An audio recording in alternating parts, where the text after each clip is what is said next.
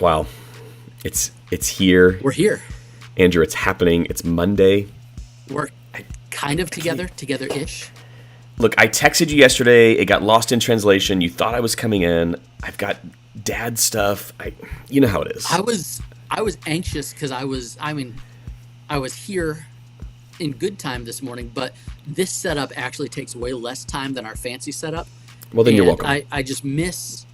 I misread what you said because, Timmy, Sunday nights are crazy for me now because I have grades due Sunday night at midnight. So you're not turning in papers. You are literally grading papers. No, I'm grading papers, and I had 45 or 50 papers that I had to grade that, yes, they've been turned in since last Monday, but I have adult ADD, and so a deadline is very important to me. Which means you are as tired as I am on Sundays, even though you don't preach 3 times. I only preached once, but I was up very late grading papers because yesterday was Sunday. And this is the morning after. Welcome to the Morning After Ministry Show, a caffeine-fueled look back on the week and ministry that was.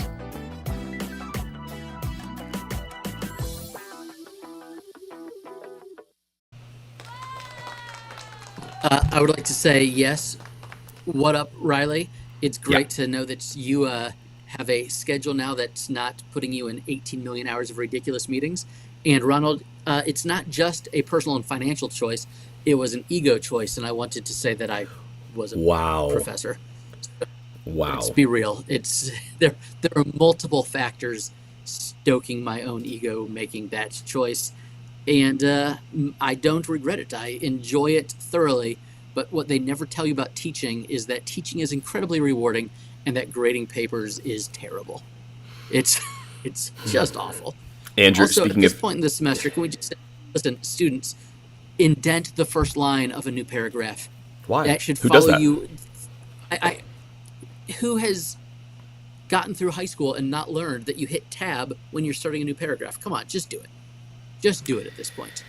I mean, I'm surprised it doesn't do it automatically for you. Like every writing software should just, like with AI built into the writing software, shouldn't it just automatically do proper formatting and grammar and all those things? You should just type something and hit a magic button that says, hey, I want this formatted in MLA, APA, Turabian. You hit the button and then boom, your citations are in the right place. It is so frustrating. City Lights has a great idea. This is what Jesus would do. Just give everyone an A. It's not that hard, Andrew. He would not. He would tell them that their formatting matters and their credibility as a writer is being detracted from based on their failure to follow the assignment instructions. But if you're looking for a good church in the Scranton, PA area, they're giving out WWJD bracelets this week only. That's what I'm hearing. This week only. And they don't care about what format you write in. How many? Okay, what was the record? How many did you wear at one time when you were rocking the WWJDs? I think I liked the darker colors more, so I probably had maybe 6 on at one time. I only ever wore one. I had a navy blue one, obviously. I loved Jesus more. I needed the reminder at least 6 times. Also, did you have the frogs, the fully relying on God? I remember the frogs. Can we bring those back? I'm sure there's somebody in Indonesia who's living in their mansion laughing at all of us Christians buying those bracelets. We've got new Morning After Ministry t-shirts coming out. Some will be WWJDs, some will be frogs. Just like your throwback. They'll be great. There's going to be just one like with someone like moving a shirts we had last week on Practically Pastoring. There's going to be one with someone sliding the transparency up and down. It's like a holographic one, like so that way you know that was the greatest youth group job of all time, which I was the pro. I could get to the bridge and then back to the chorus, and nobody knew that it was like 2 transparencies. That's how good I was with the overhead projector. I had that job in the Lakeside Christian School chapel. So, I mean, it wasn't quite the youth group level, but still a big deal. It's still a big deal. I did, slide the paper down during chapel. Did you take it to the next level? Because if you used a white piece of printer paper over the top, you could cover the other lyrics. That way your eyes would only see the lyrics you're supposed to see. You could only see. Yeah, I was basically ProPresenter before ProPresenter. That's what I was doing. We have now been taught that what catches your eye best on screen is light text on a dark background, and yet the overhead projector was the dark text on the white background. You're right. Or the light background. So it wasn't. Maybe that's why it was so hard to worship. Best from optical. It's what it was. It was distracting. Do you know what? Just bring back the hymnal. Also, Timmy, have you read that hymnals have had record numbers of sales in the U.S. in the past 2 years? Should we have a hymnals only episode of the show soon? Maybe. I think what's happening is all of the former UMC churches that still use hymnals that are no longer in the UMC, so that they've bought. There's a Wesleyan hymnal that's the best selling, and so they can trace a lot of the hymnal sales numbers to the specific type of church. But it's still very interesting. The hymnal sales numbers. It's so random. The best year for hymnal sales since the 70s was 2025. Very interesting. It's the world we're living in. I'm fascinated by that. Speaking of hymnals, how did all things go at Safety Harbor Community Church yesterday? Did you guys wrap up a series? It was great. We did. We did not use hymnals, but we did have your former congregant, Jonathan Clifford, leading us in worship when he was a teenager. Former staff member. Lakeview Church. Yeah. Yeah. Our worship leaders were out, and so we went from full band to just acoustic and electric guitar together. Cool. And of course, Jonathan Clifford does a fantastic job as always. And it was did he use transparencies, or did you guys use like a screen now? Or he did not use transparency. We did use PowerPoint, so just one step up from transparency. So not quite ProPresenter. Basically a transparency. We are.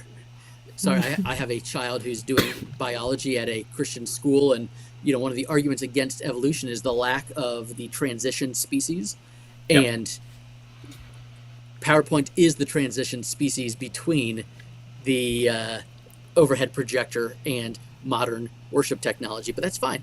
We will be the people advocating for the transition species of PowerPoint. Ronald grew up on hymnals. The best youth group game, which I played regularly, was choose a hymn night and see if the worship pastor would choose us against his better judgment. We called that game Stump the Worship Pastor. That was all. The most obscure hymn you could find. And then after about 3 months, he looked at our section and said, "If you don't stop, I'm not calling on you again." I just said every time I was like, but it's my favorite hymn. In the Presbyterian church, I think it was called like God of Concrete and of Steel. Very much Industrial Revolution. Yep. Tim, do you have a favorite hymn? Morning After Muscle Tees. Or as Tim goes, Monday through. Oh, Rick. Timmy, do you have a favorite that has not been co-opted by the modern worship genre? Chris Tomlin hasn't covered it yet. I rarely hear Eagle's Wings. And he will raise you up. I would legitimately choose that hymn because I loved singing it as a kid. I don't know why, but I don't know that there are any modern day praise songs that cover it. That have co-opted it. Number 812 in the Living Hymnal at Berea Baptist Church was "Victory in Jesus," always my favorite. Wait, which hymns had swears? I would have been all over that if I could have found those hymns. But for Christmas, I would always try to get someone to sing "Who Is He in Yonder Stall?" Because come on, is there a better title for a Christmas hymn than "Who Is He in Yonder Stall"? Because it sounds like he's in the bathroom. Riley says, new hymnal came out in 25, spoke at a church in PA where the youth group all got copies and they use it on Wednesdays. I think that's awesome. Why? Yep, again, I'm with you, Shane. Shane. Yep, CJ, that's right. Thank you. I agree. I listened to that album as well. Sure, that's part of it. But also, again, the church is leaving the UMC and no longer using the Methodist Church hymnal. So it's a big part of it, Timmy. Well, you guys wrapped up a series. Where are you headed next? Expecting to go.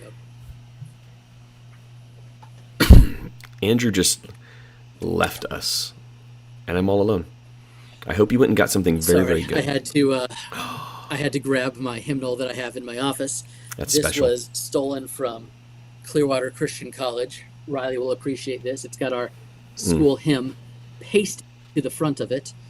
But this was from chapel when I was in college. Now, are you allowed to add to the hymnal? Isn't it like a completed canon? Anything added to it would be against the rules? Think so.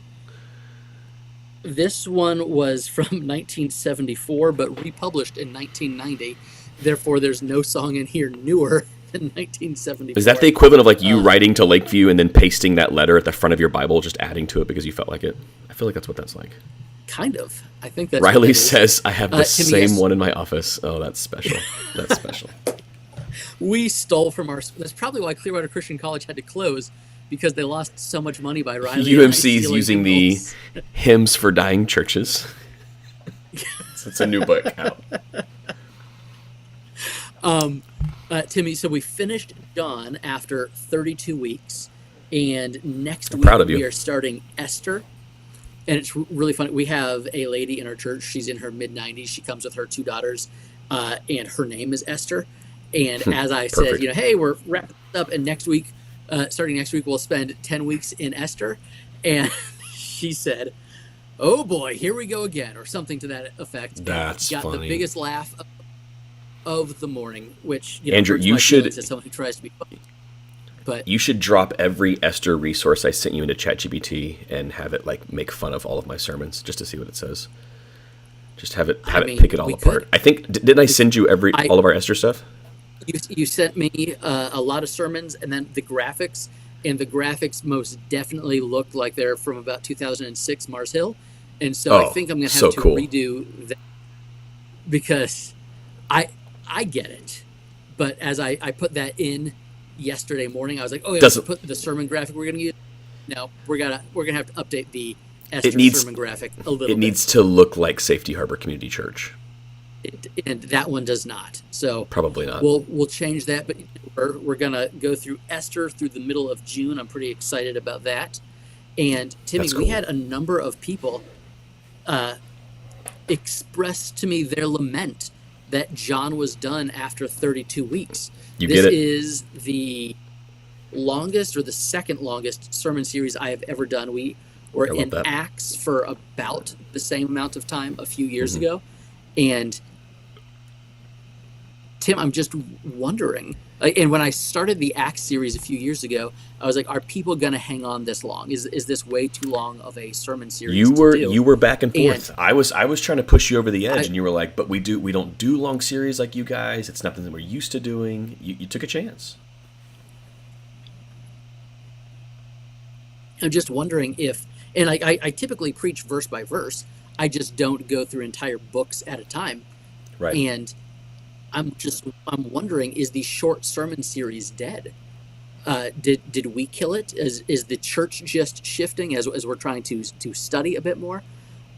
Is the 3 to 5 week or the 6 week not topical, but hey, here's this one specific topic from Matthew, or here's this one issue that's addressed in 1 Corinthians. Is that going the way of the dodo bird and the 15, 20, 30 week series where the future is headed? It's really nice for me as a preacher to look at a sermon calendar and know, oh, hey, here's what I'm doing for the next year or for the next 6 months, as opposed to, oh crap, Sam, 5 weeks from now.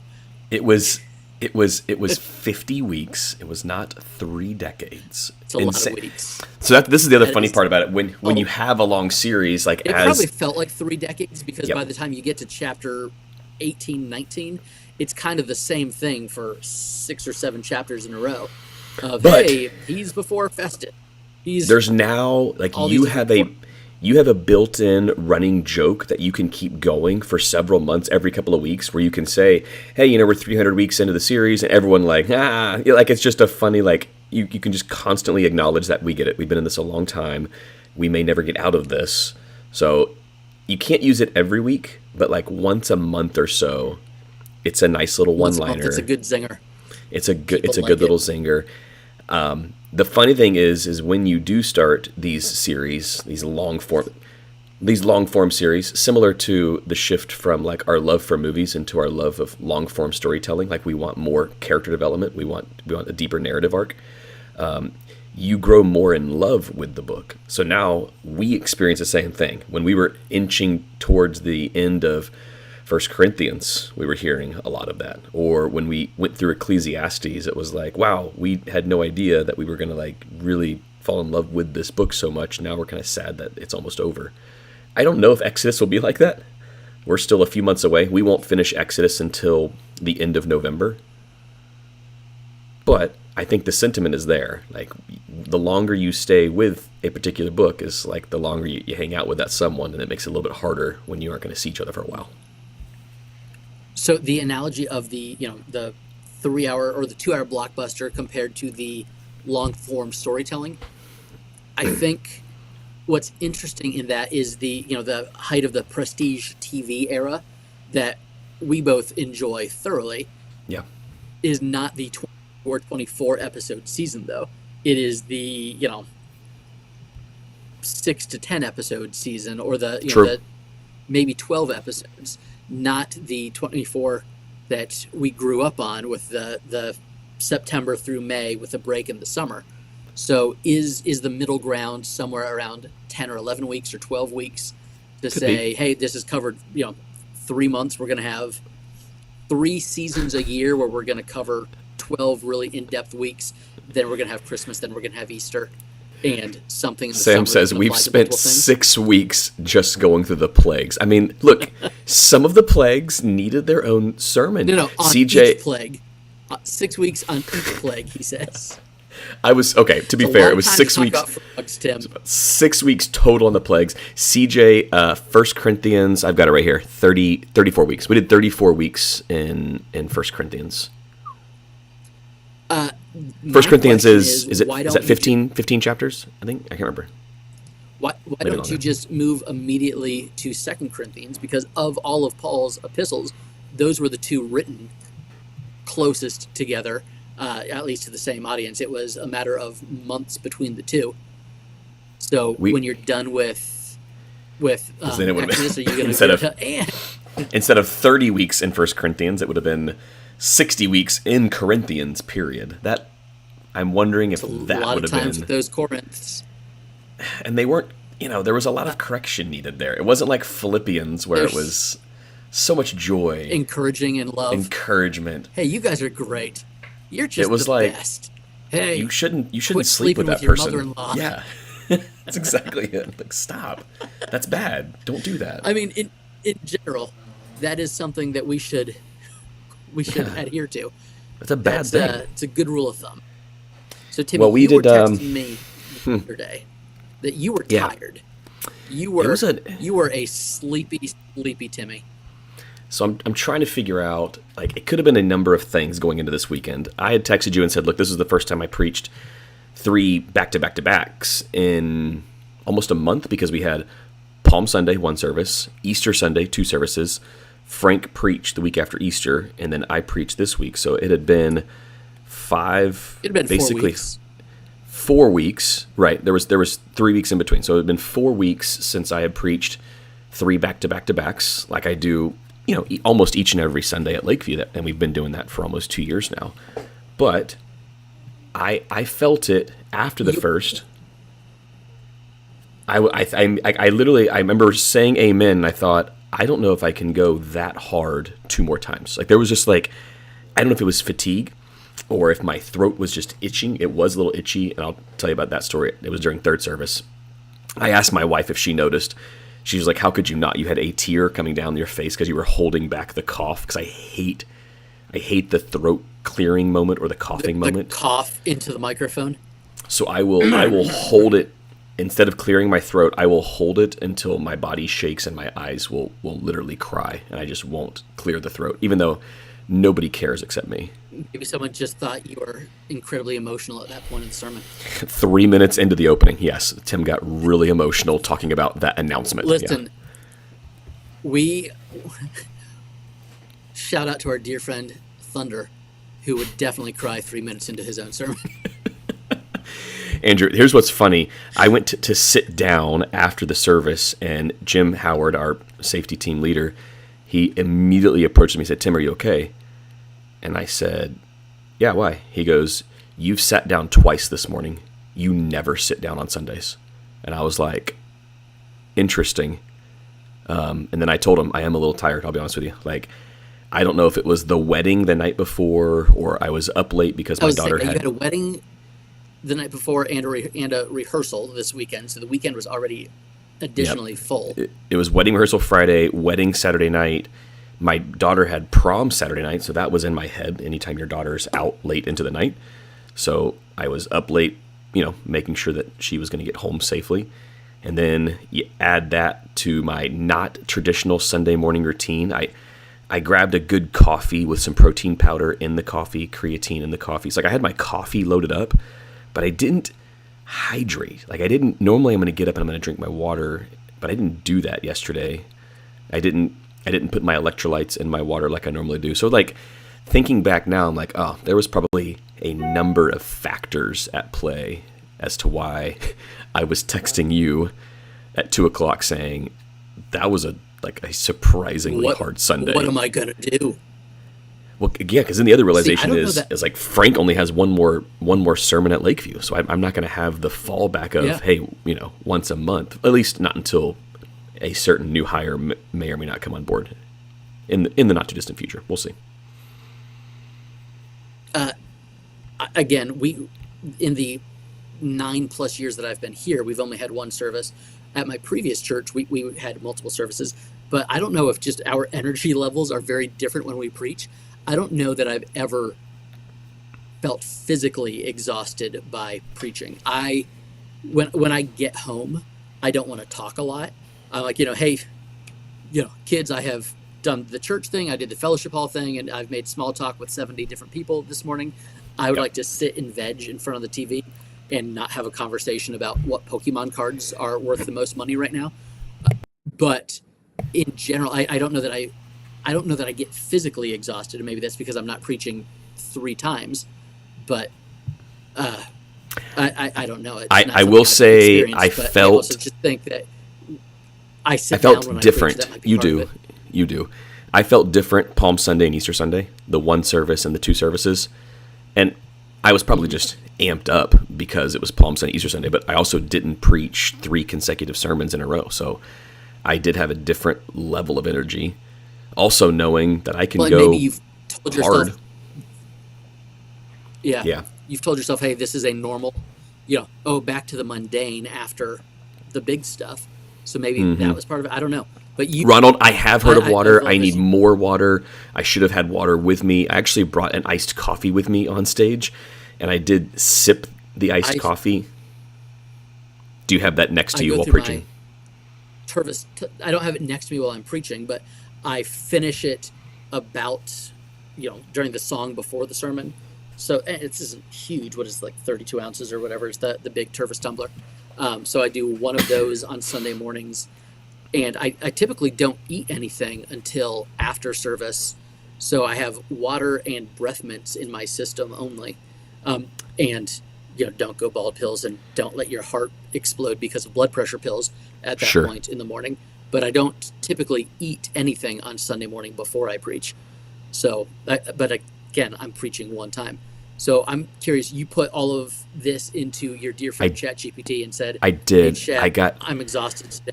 What can I do? And you got a bunch of kind of interesting suggestions. I did. So what I did was I told Chat basically everything I just told you guys, how I was feeling, what happened, my weird need to I had to sit in between services, which I typically I'm making my rounds.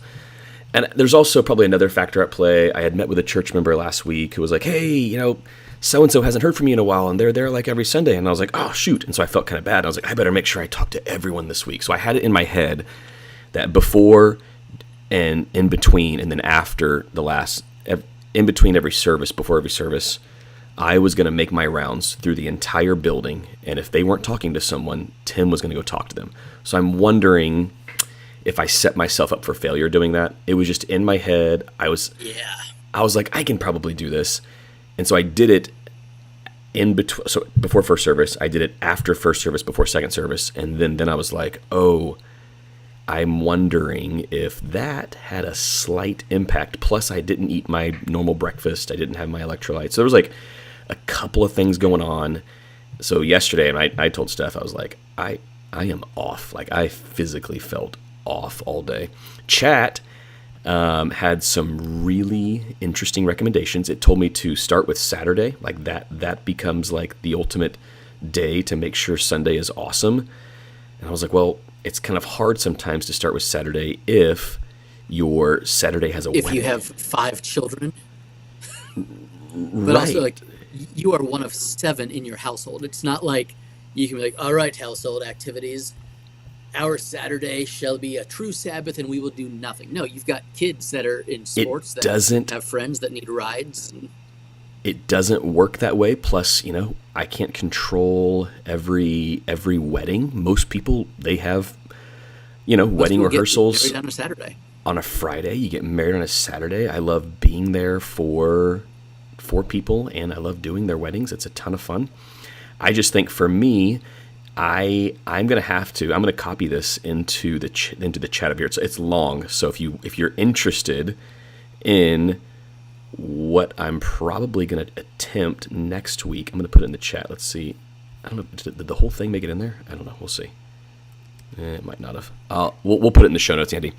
So it gave me a Saturday routine. It gave me a Sunday morning routine, which included what to eat, what not to eat, and including like dedicated. I didn't read that as thoroughly.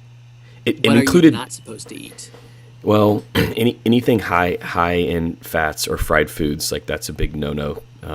So simple carbs, rice cakes, bananas, oatmeal, don't protein, load up on a few McGriddles before church. Protein shakes, eggs, and then little doses of coffee, like right before you need the coffee. And I think my problem is a lot of coffee on Sunday mornings when I need to space it out. And then one thing I don't do that I know I should do is in between services, like intentionally finding 10 minutes to like reset. I think that was my big one. But Lakeview, where do you reset at Lakeview for 10 minutes? From my perspective as someone who's, I don't want to say not a Lakeview advocate, but as more of a Tim advocate than a Lakeview advocate, you don't, like, I have an office, that's where I'm at right now. So Sunday mornings, once I get all the stuff set up that I get set up, I usually come in here and veg by myself for a few minutes. By the time that people are starting to get there, I'll be in the room and I'll make sure I'll greet visitors and things like that who are coming in. But I spend a good 15 minutes or so by myself before I'm on. If you have an office, so I get everything up that needs to be set up, and then I come into the office. You don't have that. Your office is at your house. You guys had the office portables that you took out a few years ago, and you have a little room, and it's a little green room, so you could maybe put an easy chair and tuck away in there for a few minutes. It's our coffee room then now. You're the weirdo sitting. Yeah, there's no green room space. I don't know where you could go. Now, in the breezeway, the men's room in the breezeway has a very, very big handicap stall. You could camp out in there for a few minutes, and then people will think that you're having intestinal issues. But maybe that's one of the things that needs to be addressed in the Lakeview building campaign, whether it's an actual office space or a dedicated green room space for praise team or whomever. Lakeview is just super. It's super unique in this way, and I've talked to Frank about this because Frank has been preaching at many churches over the last few months, and so he'll routinely call me. West Virginia. Yep. And we'll chat through it because he always tells me, Tim, preaching at Lakeview is so different because from the second you get on campus until you get back into your car, you have to be on. So if you get there at 6:45, you start engaging in conversations, and you basically do not stop until you're back in your car at 12:30. So there is a legitimate, so yes, every sermon is going to be 3,000, 3,400 words, right? So you've got almost 10,000 words right there, just preaching. That doesn't include I don't know the word count of the prayers in between service, the conversations, those who you need to connect with because it's been a couple of weeks since you said hello, like that. Those are always in your head too. So there's just a lot of, I don't know, Sundays are just crazy sometimes. I mean, I love it. I wouldn't have it any other way. This is it. Like Ronald, this is Lakeview, the church for the extrovert. Like you have to. Yeah. Okay, legit. Like, do you think an introverted pastor could survive at Lakeview? Like a lead. No. An executive on stage, sure, but I don't like a lead pastor as an introvert at Lakeview. I don't know that it would ever be a culture fit. No, Lock like yourself when in the worship center closet. Oh, my Lakeview church is watching. That's cool. Somebody's watching from the Lakeview YouTube account. There's two that say you could lock yourself in the worship center. But is there AC out there? Like, I feel like it would be warm. I could do that. Oh, like the big storage room? Mm-hmm. Out like I don't know. But also, how would you get there? Because you guys don't end the service like with a closing song. You have like a prayer prompt, and then you like pray and dismiss. And so when now we do a benediction. Steph says this is why I get there late and prefer the back. Yes, Stephanie, I understand that. Yeah. But there's also the reality of when I say amen and step off the stage, you know the drill. There is going to be a line, right? People want to talk, chat, and so your what do you say? Is to either be the guy who ushered away by security or safety, which you don't want to be that guy. I don't want to be that guy. So maybe no way. Maybe you need somebody else to end the service so you can finish the sermon, say amen. If you had a closing song at that point after the prayer prompts, so because you guys do like a 4-song set right now? Yeah, depending on the Sunday. Yesterday we had to cut one because we had some extra elements, but typically a 4-song set. Gotcha. So if you did a 3-song set and then a 4th song at the end, and then worship leader said, "Hey, we'll see you next week. Love you so much," you could already be in whatever that hiding spot is. True. Or at least have the mental space of I have the option of I don't need to be in the room when the service is done to take a breath to get ready for the next service. And then how many more meetings am I having with people that say, "Hey, Tim, haven't talked to you in a couple of weeks. What's going on?" Like I try to make myself available as I possibly can. Like Sundays are sometimes the only days we are seeing people, so it is a balance. It's tough. CJ, this is the question. We're looking at 2 services in the future. How do you protect your staff from exhaustion? Your staff needs to know what's expected of them if you have multiple services, like if they even need to be at all the services, right? Or do they not be? And what's their role on Sunday, right? We tell our staff, like, if you are serving, that's great, but we still, like, the expectation is you still attend a service. So serve one, attend one, but you might not have to be at the 8 o'clock. If you're not in kids ministry, you know what I mean? Like, there might not be a necessity for you to be at the 8. However, if you're on all day, like I am, you'll probably have to be at all 3, but you'll just need to be in your area. So we try to keep Mondays light. We very rarely have a meeting on Mondays. That's kind of like a recoup day for the staff. We'll still have, the text thread going, and if there's an important something to talk about, we will. But that's why our staff meetings are on Tuesdays and never on Mondays. I don't even think you'd want to talk to me on a Monday. No.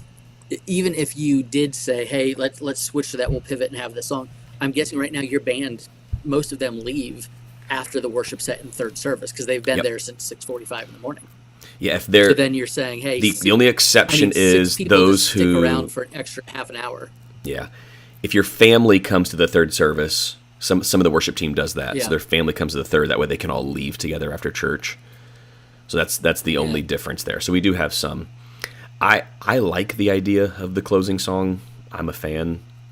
Could be something we institute in the future. We did it for Palm Sunday, Good Friday, and for Easter Sunday, and it was so much fun. I did get up and do the benediction at the end, but I could have easily had an elder or anyone else, worship leader, do the closing benediction. I almost wonder if you could say, "Hey, I'm either going to be available before the service or after the service, but not both." And so if at the end of 1st service you could go to your cave, and the end of 2nd service you could go to your cave, but you're out there, 15 minutes before the service starts, where you can shake hands, kiss babies, and do all that stuff to be with the people. But I do like get that. your little moment of rest and reset in between those 2 services. again, Yeah. it's very easy for me to have ideas because I'm not in it. I'm not. We I actually have like service, it. and I'm with people before and after. But I think that I might be like the it. more sustainable rhythm of I'm available at each service, just not before and after each service. Yeah, I'm just trying to think long term, and it's not just me preaching, but whoever's preaching. Like, I don't want, Yeah. whoever's preaching on Sunday, I don't want them like physically, like struggling to make it through the day. Like, there's got to be a system in place where we know, and we can talk to the safety team, whoever needs to be talked to, so that way they know, hey, yeah, this is what they're doing. They're meeting with people before, but not after, or whatever that is, to help them, with the stamina and the energy to make it through the extroverted Lakeview morning. You're 38 years old. You're like, the plan is how do you sustain this rhythm for the next 27 years as the lead pastor at Lakeview? Yep. Coming home and being exhausted and texting your buddy that you're super sleepy is probably not what you want to be doing for the next 27 years. So not every week, ideally not every week. I think some of the things I can do on Saturday, even if I do have a wedding, are important. Like the minimum of 7 hours of sleep. That can be done, right? That's in bed by 10:30. You're asleep by 11. You're up by 6. That gets you your 7 hours. Like that's not that hard. Making sure you eat a something, including in between services. So Steph said like next week she's going to pack me a lunchbox, and like wherever my hangout is in between, I'm just going to go to my lunchbox, grab whatever that thing is that I'm going to snack on in between services to make sure I've got what my body physically needs. I think putting some of those little things in place should help. Again, it's like any other sport too. Like the running back has to be in a rhythm. He can't just get 3 reps a game and you expect him to be awesome every week. Like he's going to need 10, 12, 15 carries, sometimes to get in rhythm.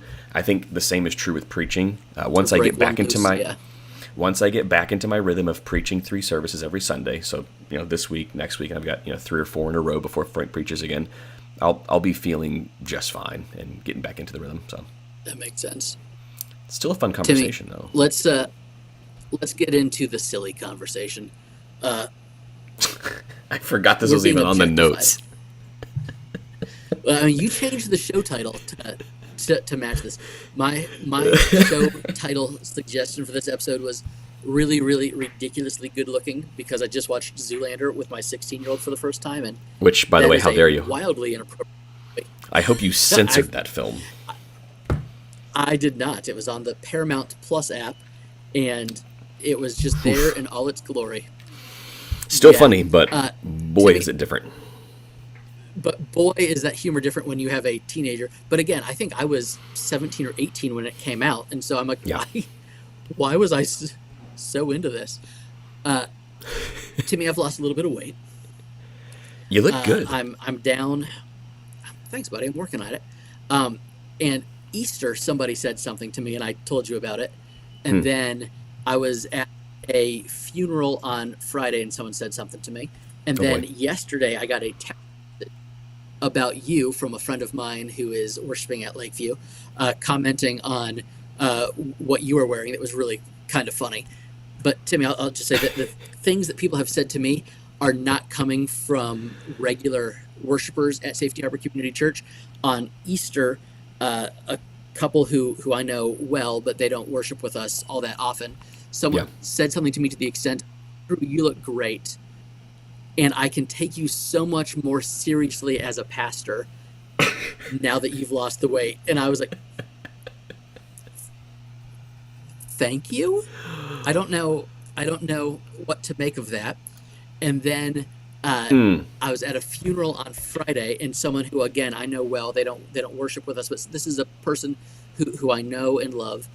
She said to me, "Oh, Andrew, I'm so happy for you, and I'm sure your congregation is thrilled that you're giving them something to look at now."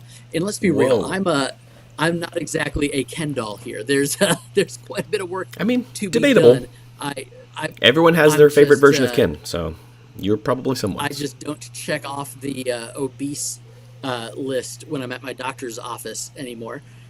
And both of these people that have said these things to me have known me for years. They're well into their 80s, and so I don't know if somebody in their 30s, 40s, or 50s says this, if it's a different thing. But, and then the thing about you was meant to be funny. And as I'm looking at your shirt fighting to stay on right now, the comment was about how tight Pastor Tim's shirt was. Look, specifically, I was just a little bit tight on the arms yesterday. I went to put it on, and I was like, that feels different. It buttoned fine, but I could feel like right around the bicep, tricep area. I was like, this might be the last time I wear this. Like, unless I can like give Tim, it a good would you like stretch. to know what my answer was to the question? Sure. My answer to the question that was posed to me was, well, when your mommy buys all your clothes for you, you don't have to worry about them ripping. So, you're not wrong. You can just tell Bonnie Miller it's time to get some custom sleeves put on this bad boy and go from there. But my gosh, giving them something to look at, objectifying the pastor right in front of him. So how do you take a comment like that? And look, I think we both grew up in an era of just different pastors and in the Southern Baptist preachers. I wasn't going to say it, but like that was the MO. Like I expected our pastor to be probably somewhat overweight. Like it was just kind of what I grew up seeing and listening to. To pound the pulpit and say, how dare you, abuse the temple of the Lord with alcohol or tobacco. Meanwhile, guy's about to have a quadruple bypass because he's eating 3 Big Macs on the way home. That was, I remember. I mean, the Babylon Bee post like yesterday was like, obese pastor screams at alcohol being a sin, something like. Yes. I remember being in chapel at Clearwater Christian College, and there was a guy who needed help getting up the stairs to the stage to preach. And he was preaching about, something to the extent of, how dare you pollute the Lord's temple? And I'm like, my guy. Do we need to go there? We need to go there? I was in a bad place. I'm 5'6". I'm not very tall. And last Easter, I weighed in at 235 pounds, and what is happening in the comments right now? Stupid. Something needs to happen. See, I can't see the comments when we are doing the remote thing like this. My computer and my phone are away from me, so I can't see any comments. Oh my so gosh. You have to show them to me if something is silly. Steph says, I tell Tim this all the time. Women are looking at him. Earl says, Steph, you married a beautiful man. It's the only reason I watch this show, actually.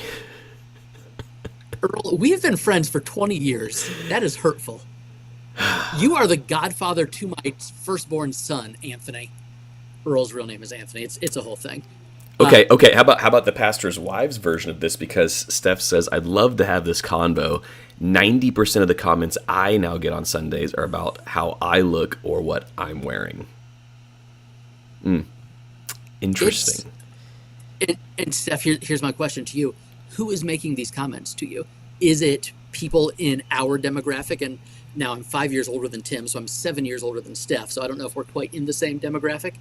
But it's just very funny to me that the most outlandish things that have been said to me are from people who have known me a long time. And so maybe they think that they have the relational capital that they're allowed to say that. And again, I have not been offended. I find it hilarious, but also here we are talking about it. Are there just certain things you can say when you hit a specific decade of your life, and also no filter? Could you say them about a woman? Like, could you imagine a female communicator being told, "Hey, at least the congregation has something to look at now"? That would not go over well. No, that's Andrew Riley's got the other side of this too, because he recently spread his arms and revealed his tattoos. Now, and if you're in an indie fundy context, you never know. Yeah, did they hire you when you had long sleeves on? I'm pretty sure I saw a picture of you in a golf shirt at the meet and greet before they hired you. So hopefully people weren't too shocked. But it's an interesting world that we live in. And apparently people can just comment whatever they want about us. Steph said she gets told she looks like a teenager by gentlemen at least once a week. So, Andrew, I'm pretty sure your wife has lived with that comment for her entire life. A few weeks on Easter Sunday, we went to men and women all ages. Duff's. So it was my first time back at Duff's since I started to try to be healthy. I think that was the problem, is that last year I discovered my deep love for Duff's and the amazing buffet that it is, which is why I rolled up to 230. And we were in line, and I was making small talk with an older gentleman who was there in line, and Melissa was talking to me, and he said, "Oh, this is your wife? I thought this was your daughter." And I was like, "Dude, that's not cool." Like, I realize she looks a lot younger than I do, but come on, But Andrew, 2 years younger than me. She does not look like I am her dad. But if you're married to a beautiful woman, you got to keep up. So like, that's the reason. Like, you want to know why? Like, I'm in the garage every day. I'm like, you know what I'm saying? Like, if I'm gonna lift heavy things, I've got a very beautiful wife, Andrew, who apparently gets comments. So, Riley, this is great. He says, not the direction I think we saw the show going today. They did not know I had the tattoos until I preached. Oh, that is good. You were in a golf shirt at the meet and greet. Did you just not pick up a child or anything?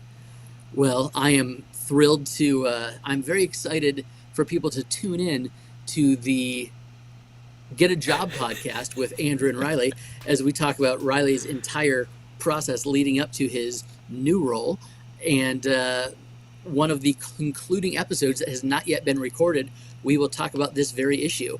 When the church realizes that you have polluted your temple with all that ink. And by all that ink, I mean like two square inches of tattoos. Whole tattoos. City Lights Church, large feet, size 16. So you only know where the comments go there. 6'7". Steph says, my point is, I'd love to just have normal conversations with people, but it always ends up being about my looks. Jimmy Tammy, people are people. I mean, this is very true in the church world. Sometimes you don't know how to shut your mouth, whether you're at church or not. Or how about the comments about being overweight and bald? Right, Ben? Those are the best. That's an issue as well. But Tim, that goes back to the thing that was said to me on Easter, that people are, I can be taken more seriously now. That one's interesting. So what about like, I don't know, like anything on your wall, like degree-wise, or all the schooling you've recently done? But no. You lost a lot of weight, so now... so I can take you seriously. Now it's you like the real You injected yourself with poison every week for a year, therefore you can be taken seriously. But you tried so hard. If you look at the pastors that have kind of shaped evangelical culture in the past 25, 30 years, there aren't a lot of real fat fatties. Like D.L. Moody's time is over. That season is gone. I'm not saying that everybody needs to get into the gym like Furtick or Craig Rochelle, but not a bad idea. Is there something to be said about taking your health seriously? Even Andy Stanley, who is a faraway mentor of mine, he's met me one time ever, but that's besides the point. But I've kind of always looked up to the way that he does things. I don't think he has buttons popping off of his shirts because of how many bench presses he's done that week, but he is someone who has always been thin and trim. Are you, or are you just not a distraction? Maybe, I don't know. Was Earl says, Andrew, a distraction? How do you and Melissa handle all those comments about you looking exactly like Tom Cruise? That's a legitimate question. Does pride become an issue at some point when you're just getting these comments about how you can be taken seriously now and how good you look? Well, the ridiculous thing is that I don't think anyone thinks I look like Tom Cruise. I know that I am 43 years old with this hairline, who still occasionally gets that massive zit and can't grow a full beard. So God is doing everything to keep me humble while keeping me from a heart attack. And that's what I say is like, when Melissa, I brought this up to Melissa, I'm like, I don't look good. Like, looking less bad is not the same thing as looking good. And if anything, I just look less bad than I did before. But it does make me wonder if, I don't know, about the distraction. Do you ever feel like your super tight hoochie shirts are a distraction to me? Look, I like sizing up. I like the feel of certain clothing. It feels good to me.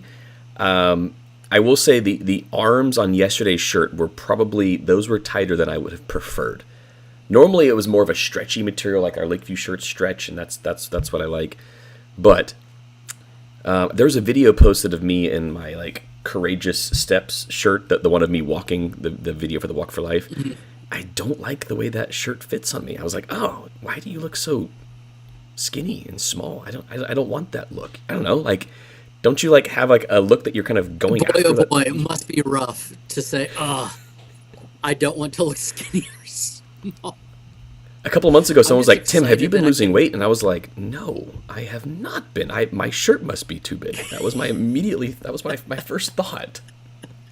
We have very different reactions to that comment. I hug them and say, thank you so much. I'm so hungry and all I want is a French fry, but your comment will keep me going for another week. That's so funny. But it's also kind of funny that like we are on very different ends of the fitness spectrum, and yet people in the church are like, hey, we should comment on this. I love it. It's hilarious. It's a very honestly, odd thing. It doesn't bother me one bit. I think it's really funny. Now, if it was like disparaging, like I think like most people, like it's coming from like a really good place. Like it's genuine and like, wow, yes. Great job. You're doing a great job. Like, I think they're good for you. I'm so. I think they're trying to be encouraging. Yeah. And the difference is that you are building something. I'm tearing something down. But I was at a place where I was unhealthy. My doctor was concerned. Lab work was coming back saying, Andrew, you have to do something. And so it was time to do something. And so I think everybody who has made these comments to me, they are being incredibly encouraging. For and sure. It's like, hey, way to go. Keep going. Don't fall back to being the way that you were. But it's still a very, very odd thing. And I'm just wondering if I was working at a car dealership, if people would be making these same comments to me, or is it the fact that we stand in front of people with a microphone strapped to our face? Mm-hmm. Do we invite that to our world? And the fact that we put our faces on the internet an hour or so every week? I think that plays a major part. We have a very front-facing public line of work that we've been called to. So yeah, I would argue that I would say there is a little bit of responsibility here on us to take care of what God has given us. I'm just saying, like, I don't think I would ever, fight anybody too hard one way or the other, but I would just say, like, it does require some discipline, but there's also, if you're able to discipline yourself spiritually, like, shouldn't we be able to discipline ourselves physically? Like, to me, those kind of go hand in hand.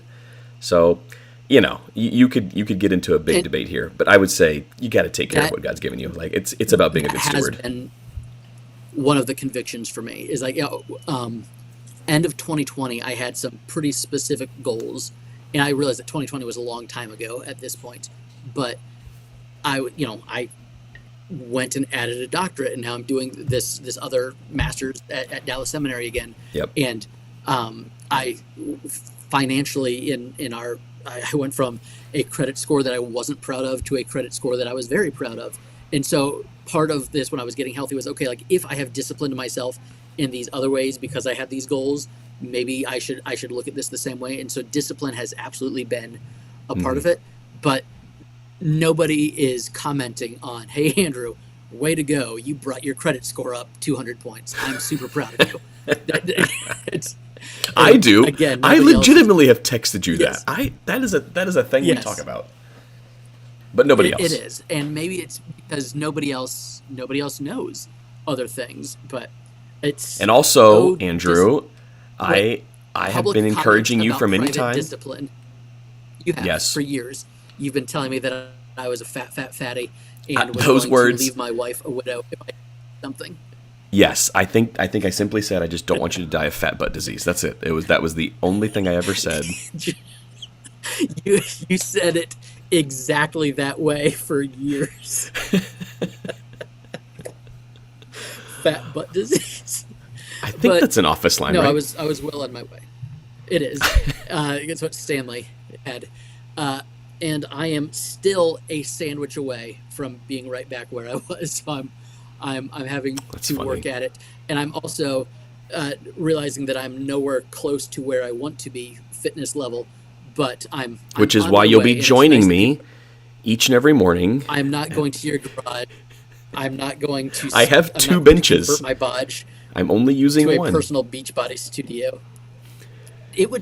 I would spend so much time in the car to get to your garage. You would pass so many great gyms.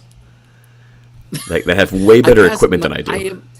I've been spending $30 a month at Anytime Fitness, which is a quarter mile from my house, which I never go to, which is very sad because this is actually funny. CJ says, but it's Tim who almost died, not Andrew, which is a very true story. Very true. Very true. I mean, it doesn't matter. Remember when you mocked me for getting my COVID vaccine and then you almost died of COVID? I love all the things. Timmy, hey, when it's your time to go, it's your time to go. Great. And your heart has so many beats in it, period. And when those beats are up, it's done. I'm just trying to make it so that my heart does not beat as quick. The increments between the beats can spread out a little bit is what I'm working at right now. That whole resting heart rate thing was scary for a minute. Timmy, it is 12:13. How about this one? We'll finish off the show with this. Steph says, 4 months after I had Zoe, I was told it would be my fault if Tim left me if I didn't lose the baby weight faster. Who in the world would say something like that? Men have nothing on the comments women get. How about that?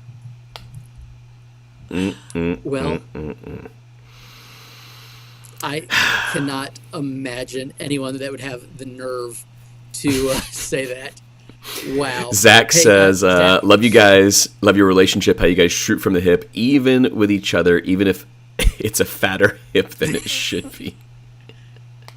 Zach, send me a text. I need to ask you a question because we were parking to raise some funds for the Table Fellowship this weekend, and I want to know the best way to get that to you. Hang on.